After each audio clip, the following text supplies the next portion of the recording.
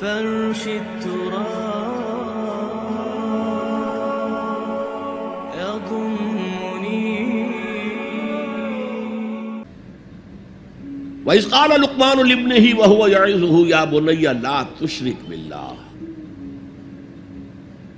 ذرا یاد کرو جب کہ کہا تھا لقمان نے اپنے بیٹے سے، اور وہ اسے وعظ کہہ رہے تھے، نصیحت کر رہے تھے. عام طور پر یہی خیال ہے کہ یہ انتقال کے وقت کی نصیحت اور وصیت تھی. اب ظاہر بات ہے کہ انسان اپنے انتقال کے وقت اپنے بیٹے کو وہی باتیں بتائے گا جو اہم ترین ہے اس کے نزدیک، اس کی زندگی کا حاصل ہے. دولت مند شخص اپنے دولت کا حساب بتائے گا، کہاں کہاں کس کس شکل میں ہے. حکیم انسان کے لیے اس کی حکمت ہی اس کا اصل خزانہ ہے، دولت ہے. تو اس حکمت کا خلاصہ اور لب لباب ہے جو حضرت لقمان منتقل کر رہے ہیں اپنے بیٹے کو. اسی کو اقبال نے کہا تھا کہ یہی ہے متاع فقیر، میرے قافلے میں لٹا دے اسے، لٹا دے ٹھکانے لگا دے اسے. میرے پاس جو حکمت ہے، جو بھی میں نے قرآن سے اخذ کی ہے حکمت، یہی کچھ ہے. ساقی متاع فقیر، اس اے ساقی متاع فقیر یہی کچھ ہے. میرے قافلے میں لٹا دے اسے، لٹا دے ٹھکانے لگا دے اسے. اب حضرت لقمان کیا کہہ رہے ہیں؟ پہلی وصیت، پہلی نصیحت، اللہ کے ساتھ شرک نہ کرنا. یہ بھی عقل کا تقاضا ہے. یہ پورا نظام کائنات کا اتنا مرکزیت لیے ہوئے ہے، اس کے اجزاء آپس میں اس طرح مربوط ہیں کہ یہاں کنٹرول کسی ایک ہی ہستی کا چل سکتا ہے، دو کا نہیں. دو کا ہوگا لفسدتا، اللہ کے سوا بھی کوئی الہ ہوتا تو کائنات میں فساد ہو جاتا. ایک کی مرضی یہ ہے، دوسرے کی یہ ہے. قرآن میں یہ بھی آیا ہے کہ پھر ہر جو الہ، ہر خالق اپنی شے لے کے علیحدہ ہو جائے گا. ایک ہستی ہے جو اس کائنات کو کنٹرول کر رہی ہے، ایک ذہن ہے جو اس کائنات میں کار فرما ہے، ایک حکمت ہے جو اس پوری کریشن کی پشت پر ہے. ایک قل هو اللہ احد. اب اس کے بعد پھر حضرت لقمان کی نصیحت. یا بنی انہا ان تک مثقال حبۃ من خردل.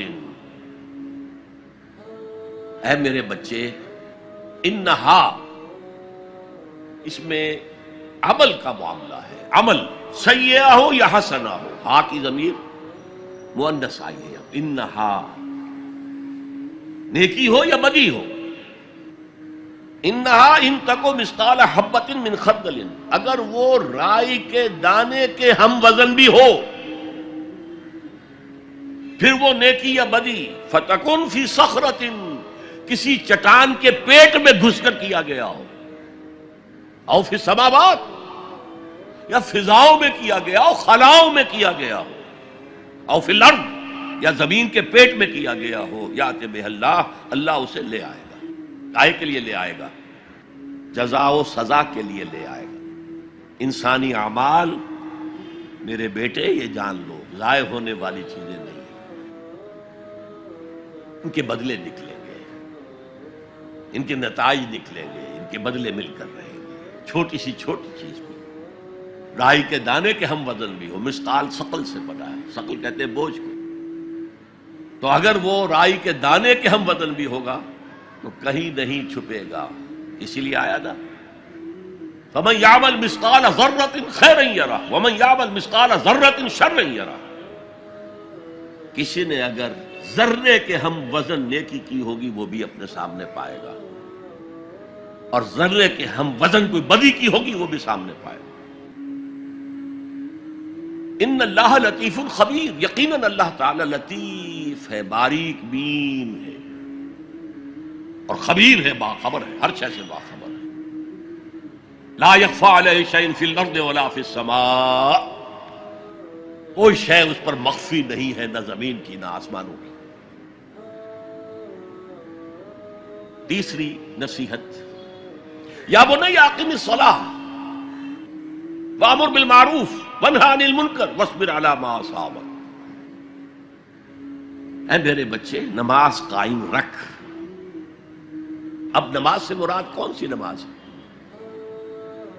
آپ اس سے اپنی نماز نہ سمجھیے. ہم سے پہلے بنی اسرائیل کے اندر کچھ اور نماز کی شکل تھی، ہمیں کچھ اور نماز کی شکل دی گئی ہے، ہمیں نماز کے اوقات اور دیے گئے، ان کے کچھ اور تھے. لیکن کیا شے مشترک ہے؟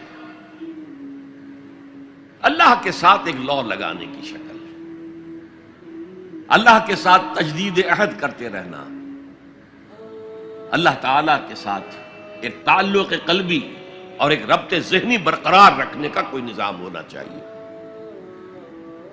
وہ ستون مانو اسے، الصلاۃ عماد الدین.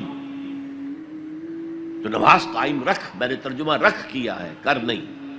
ظاہر بات ہے کہ لقمان بھی نماز پڑھتے ہوں گے، جو بھی نماز تھی ان کی، اور یقیناً ان کا بیٹا بھی پڑھتا ہوگا. اس لیے یہاں نماز قائم کر کی بجائے بہتر ترجمہ ہے نماز قائم رکھ. وامر بالمعروف ونہی عن المنکر. اب پھر فطرت کا معاملہ آ گیا. فطرت انسانی واقف ہے کہ یہ شر ہے، یہ خیر ہے، جسے میں نے اس سے پہلے کہا ہے کئی مرتبہ، بیسک ہیومن موریلٹی جو پوری انسانیت کی میراث ہے، ہر مذہب میں وہی ہے. اسی کی بنیاد پر کچھ لوگ ڈیولپ کرتے ہیں فلسفہ وحدت ادیان، لیکن وہ بات درست نہیں ہے. البتہ یہ کہ جہاں تک بنیادی اخلاقی تعلیمات ہیں وہ مشترک ہیں، وہ انسانوں کی مشترک میراث ہے. جھوٹ مت بولو، سچ بولو، وعدہ خلافی نہ کرو، وعدہ پورا کرو. راہ میں کوئی بھٹک رہا ہو تو راستہ دکھاؤ، کوئی اندھا ہے تو انگلی پکڑ کر اسے سڑک پار کرا دو. یہ فطرت انسانی ہے. اس پہلو سے معروف کا لفظ آیا، نیکی کا لفظ ہی نہیں آیا یہاں. جانی پہچانی شے. اذا ساعت کا سیئتک وحرت کا حسنتک فانت مومن. اگر تمہیں کوئی نیکی کا کام کر کے مسرت حاصل ہو، دل میں انشراح ہو جائے اللہ نے مجھے توفیق دی، اور کوئی برا کام کر کے برا لگے یہ میں نے کیا کر دیا، نہیں کرنا چاہیے تھا، تو تم مومن.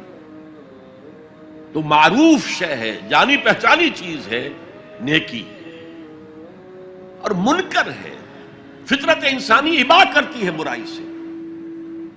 یہ علیحدہ بات ہے کہ انسان جو ہے اپنی فطرت کے خلاف چلتا ہے، اپنے مفادات کو دیکھتا ہے، دنیا پرستی میں غرق ہو گیا ہے کہ اندر سے اس کا ضمیر کانشنس اسے ملامت کرتا ہے، تم غلط کام کرتے. پھر آیا بر میں ہم دیکھ سکے وہ اپنے آپ کو سیٹسفائی کرنے کے لیے کہتا ہے میں فلاں فلاں نیکی کا کام بھی تو کر رہا ہوں، تو اتنا مضطرب کیوں ہے؟ تو یہ سارا معاملہ معروف منکر. یا بنی اقم الصلاۃ وامر بالمعروف وانہی عن المنکر. اے میرے بچے نماز قائم رکھیو. انتقال کے وقت کی یہ وصیت ہے، اور نیکی کا حکم دیتا رہیے، معروف شے کا پرچار کریو. یہ وہی مضمون آ گیا سورۃ العصر کا، والعصر ان الانسان لفی خسر الا الذین آمنوا وعملوا الصالحات وتواصوا بالحق وتواصوا بالصبر. یا بنی اقم الصلاۃ، یہ عمل صالح. شرک سے بچ گئے، یہ ایمان ہے، توحید ہے. وامر بالمعروف ونہی عن المنکر، حکم دے نیکی کا، بھلائی کا، معروف کا، اور روک منع کر منکر سے، جس سے ابا کرتی ہے انسان کی فطرت، جس میں وہ جانتی ہے کہ یہ کام اچھا نہیں. وَاصْبِرْ عَلَىٰ مَا أَصَابَكَ، وہ صبر بھی آ گیا، وَتَوَاصَوْا بِالصَّبْرِ، اور پھر جو بیتے اس پر صبر کیجو. اس لیے کہ امر بالمعروف اور نہی عن المنکر بڑا کڑوا فعل ہے. یہ خاص طور پر نہی عن المنکر کسی کو اچھا نہیں لگتا، ریزنٹمنٹ ہوتی ہے. بچے بھی جیسا کہ میں عرض کر چکا ہوں، اگر آپ کہہ دیں بھئی یہاں مت کھیلو، یہ کھیلنے کی جگہ نہیں ہے، تو پھر اکثر و بیشتر اپنی عزت سلامت لے کر گھر جانا ممکن نہیں ہوگا. اور جو سب سے بڑا حق ہے،